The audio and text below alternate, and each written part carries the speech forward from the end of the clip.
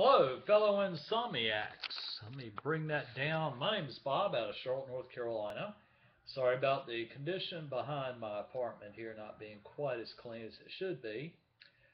Want to talk a little bit about my insomnia and my sleep study test and this stupid Cpap crap. Okay, when I was young, I did have some sleep problems, but I smoked cigarettes and caffeine. So, I was able to self medicate it for many, many, many years. However, I noticed whenever I quit smoking, I wasn't really sharp.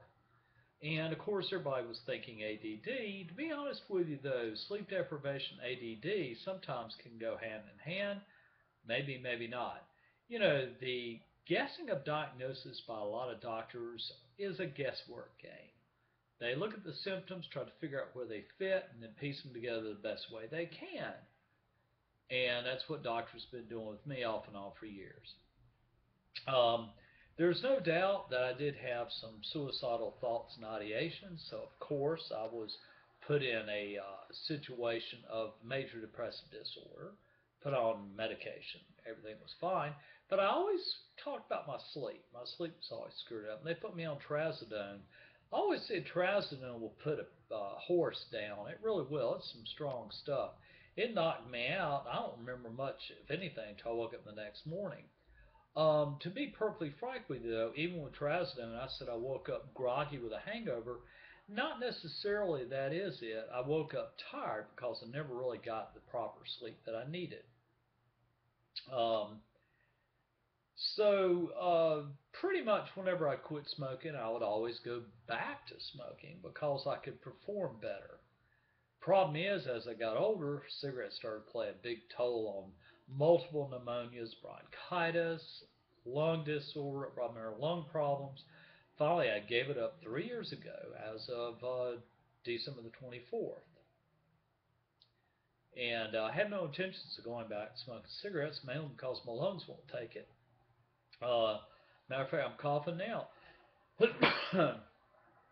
Drink some water.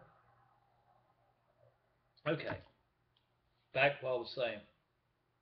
Um, my lungs and other problems and smell like an ashtray, I just gave up smoking. Put on a few pounds, but who cares? I'd rather do that and have my lungs rotted. But when I quit smoking, things got worse and worse and worse. I'm starting to yawn now. Um, so case in point, I'll tell you recent things. I was unemployed for a while. Mainly, a couple of companies got financial problems, and my job was cut.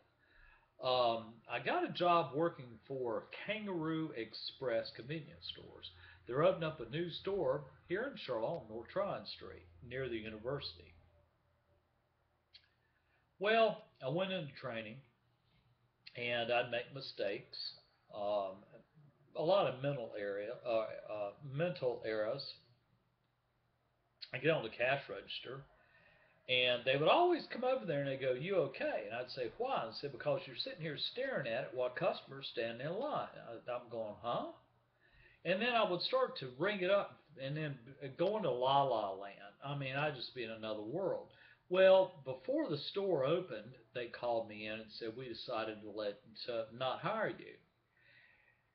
All for the contributed fact that my cognition was so poor and that I was unable to really focus and concentrate on the job at hand. Now, had I gone out, bought a pack of cigarettes, and gotten a few cigarettes in me, and a cup of coffee, I'd have been right on spot on. But the biggest problem for me is that over the years I realized the amount of caffeine I was putting in with nicotine was walking towards a stroke, heart attack. So I decided that I was going to find out what my problem was, so I went to a sleep study. They found mild sleep apnea. Now, I went on YouTube and I looked up mild sleep apnea. It's not that big a deal. It really isn't. You definitely do not need a CPAP for that. If anything, just some nasal stuff. If it's, gets a little bit bad, maybe a little oxygen, but generally just specific habits Maybe wearing a chin strap that force you breathing through your nose instead of your mouth. You know, little stuff like that. Oh no, no. My doctor says, well, I think I need to get you on a CPAP. Guys, I knew nothing about a CPAP. I just said, hey, that works for me. So let's go over here for a minute. Let me grab this right here. Now I've got a ResMed automatic. Okay, it's automatic, so it does everything on its own. Here was my little nasal one. Most of you probably have already got one of these. Fits like this, okay? And to be honest with you, I didn't mind this at all. It wasn't that big a deal. You know, what I liked about it is see how big this area is right here? So the humidifier would come through. It wasn't all that bad. Plus, there was no anything to disrupt my nostrils. Problem was, though, that this has got a very hard, right in here is very hard. And that rub on the edge of my nose right here, I've had my nose broken about 3 or 4 times. So that caused a really nasty bump that got a little bit infected and real red and sore. So I had to go without it on for like 4 or 5 days so I could get over to Healthy at Home. And I went over there and they tried to fit me with a full mask because they thought, and I thought, that I was trying to breathe through my mouth and that was causing problems. They couldn't get the mask to fit, again, because of this right here. So they talked about a nose pillow. But I don't really know why they didn't give me a nasal pillow. You know, instead they gave me this thing. Now, first thing in your mind, if you're a CPAP user, that is a nasal pillow. Kind of, sort of, but, you know, it's got a split right here. See the little split? Okay, your nose is supposed to go like so. I think. Man, this thing's twisted. See what I mean? That's why I love this so much. Like so. Okay? It goes like that. I can talk like this. Okay, so it goes on like this, and you breathe like that. Now the biggest problem is that this is so small. Condensation really gets to become a problem in this. It gets a little bit wet when I'm trying to breathe through it. Also, the hole right here is so tiny that as soon as it hits my hand, it wakes me up. I don't know why, but that right there really gives me problems. I wake up a lot. Excuse me, I'm sorry. I got my window open because it's kind of warm here in Charlotte, and the junk outside's caused my nose to start to itch. I may have to turn that off. So this is my mask that I wear. Now, to be perfectly frank with you, ever since I've gotten this CPAP, what I do is I keep a sleep diary, okay, and I do that on YouTube so I can see my progress. For the last 40 sleep study or sleep reports, instead of getting better, they've got progressively worse. My blackouts are more often now, and you're probably thinking, blackouts? Yeah, I have blackouts. They've become more current than they were. Um, the first blackout I can remember was with my ex-wife. I'd quit smoking. It had been about a little over a month. And I was driving down the road, and I heard my wife just yelling, screaming as hard as she could. And I'm like stopping the car looking at her like this. And I'm going, what is wrong? She said, what do you mean what is wrong? You just ran a stoplight. Now I remember looking at it clear as day. I said, I didn't know such thing. And to be honest with you guys, I didn't remember none of that. Didn't remember a thing. So she got upset, got me a pack of cigarettes. I smoked 3 or 4 cigarettes. I was fine. Okay, I was putting the nicotine in my system as a stimulant. For most insomniacs, we keep Monster, Red Bull, 5-Hour Energy, and Starbucks. We keep them in business big time.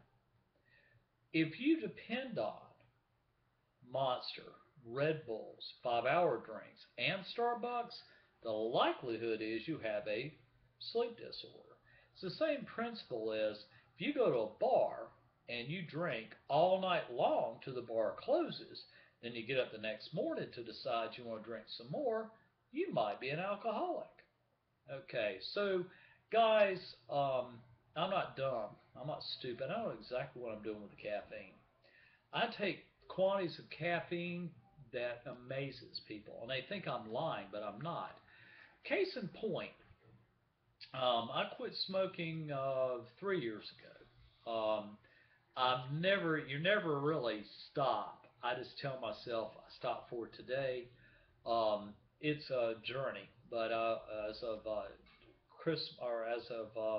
December 24th, 3 years. Very proud of that. I really am. I pat myself on the back. It was quite a journey to quit smoking. Every time I quit smoking, I've noticed fogginess. I get real foggy headed, real sleepy, really tired. I think a lot of that's just not getting the proper sleep. Uh, and I've always had this kind of fogginess. So to make this a little current, um, with the CPAP, instead of my sleep improving, it's getting worse. Now, I told my sleep doctor that. His thing is, well, I want to go ahead and monitor this a little bit more. You know, the insurance company wants you to stay on it for a good 90 days so they can see your compliance and I can see how you're doing. And I tell you what, call me in about 3 weeks. If it doesn't get any better, what I can do for you is I'll write you a few Ambien. Okay, now what is a few Ambien going to do for me? It's going to give me 3 nights of sleep, right? Yippee! I get 3 nights of quality sleep, and then I get go back on my insomnia. Um, the other thing I'm going to say too, very quickly, is that I'm an extremely light sleeper and always have been. This by far is a waste of time for me because as soon as I put it on, it keeps me up all night long. And I'm always constantly adjusting this. Now I posted something on here a while back about this. A man told me, he said, you need to get it fitted properly, blah, blah, blah. This thing fits like so, okay? And tube goes right here. Well, even though it's behind me, I still have to move around. I wish these were like automatic. You know, wouldn't it be cool? Um, you know, where you didn't have to put a tube in there. It just did it magically. This thing, I'll be honest with you, man. When you look at this, I'm sure you're probably going, "Wow, I'd like to have one of those." It looks real comfortable, and to be honest with you, it really is. But the slit, the condensation that gets in here, also when I'm laying, it tends to do this, and as soon as that happens, air starts to leak in my eyes. So, do you know what the company says on their YouTube? If that happens, all you gotta do is pull it like that and then fit it right back and it'll be just fine. I'm like sitting there going, excuse me? Are you telling me all night long all I gotta do is do this and everything's gonna be okay? The whole point of this is to help me to sleep. Or is it?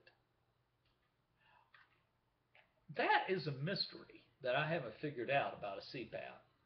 I thought it was supposed to help you sleep through the night. Not that you have to keep adjusting it so you can sleep throughout the night. Uh, hmm, I haven't figured that one out yet. Anyway, all I'm gonna say is that the insurance company now forces people to use it. I have no choice.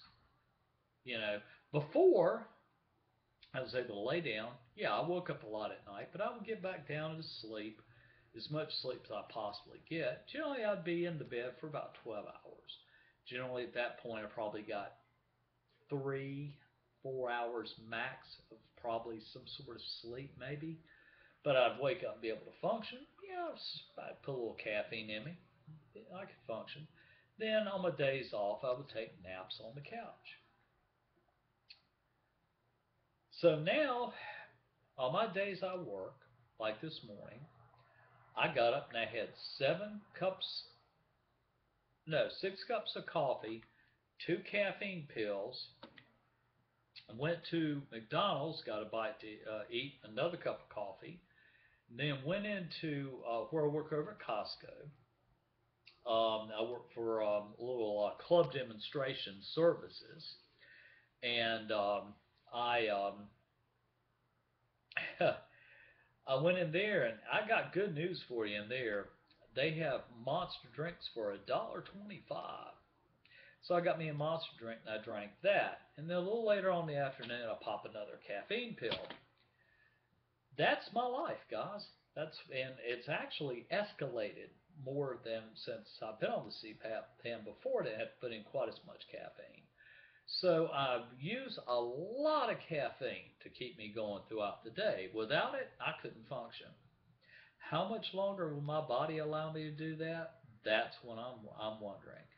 On my days off, really, if I don't have anything to do, generally I have my coffee at the in the morning, but I don't take any. I do no monsters, Red Bulls, caffeine pills, or anything during my days off. I try to give my body as much of a break as I can. So to make a long story short, that's my story about my insomnia. And one last thing I will say today, that this morning when I ride city transit because I can't drive a car.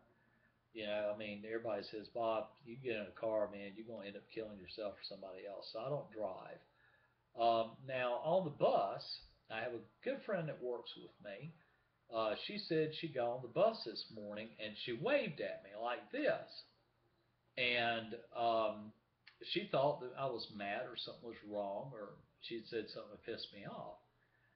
Guys, I don't even remember that. To be honest with you, when I was on the bus this morning, I remember sitting there at the transit, and then I remember the bus turning on out of the transit center. I kind of remember that. I asked her. I said, "Was my eyes open?" She said, "Wide open." And you know what happened? I'm having periods of blacking out more so than I noticed it when she said it. So how many other blackouts am I having and not aware of it? And how often am I doing it? Luckily, I don't have to worry about killing anybody because, man, I definitely don't get behind the wheel of a car anymore. So the CPAP now is causing more frequent blackouts. The insurance company states if I don't comply, that I have to pay the entire $790 back on the CPAP. I got to pay the whole bill. So I'm the type of man that I'll say the hell with all that crap. I'm calling Healthy at Home. I'm going to report to them. I'm going to say, listen, guys, this is not working. Just to let you know, I'm getting off the CPAP. Then I'm going to call my doctor first. I'm going to tell him the same thing. I'm going to say, listen, let him know that I'm getting off the CPAP, that I'm starting to have blackouts, and it's making it worse. And then I'm going to contact the insurance company, claims. I'm going to tell them the same thing. I'm going to discontinue using the CPAP because I'm beginning to experience blackouts. And I have not had blackouts that often. Okay, so the CPAP obviously is not hurting, actually, or not helping. It's actually hurting my sleep, causing even more sleep deprivation. And I'm not dumb. If I was to get your hand and stick your hand out here, and I go, okay, for right now, that hurts, doesn't it? But it's tolerable. You can handle it. Now, let's put a CPAP on there. That's what the CPAP's doing to me. It's causing me to get worse and worse and worse. And yet, the damn doctor is so dumb up here that he can't understand it because he has the insurance company like that over his head. And I'm like, listen to me. I'm telling you that the CPAP, 40 continuous days on this CPAP. And you can see at the very beginning to right now that my sleep is out of control. Out of control. I'm not sleeping a wink anymore. Now I'm up all night long dealing with this damn CPAP. All night long I'm moving it, maneuvering it. And last night was a bad, bad, bad, bad night. I almost broke this CPAP. I got so angry with it. I ripped it off my head, threw it on the floor, the mask and everything. And then I put my hand on the ResMed machine. I was going to sling it across the room. And I said, "Whoa, dude, don't be doing nothing stupid." But I thought I would go ahead and put this on YouTube because I think there's other people out there just like me that are fed up. Insurance companies forcing me to do something because they feel that they've got to pay for it. But yet, a lot of us out there pay their premiums. All right, now I know they have healthcare.gov, so I'm not paying higher premiums than maybe someone else, but hey, keep in mind, any of the premiums that are going to an insurance company, believe me, they're in the business for profit, always. So anyway, guys, that's my report. And have a great evening here at 67 degrees, very pleasant, on a November the 18th. Don't you wish you were in Charlotte?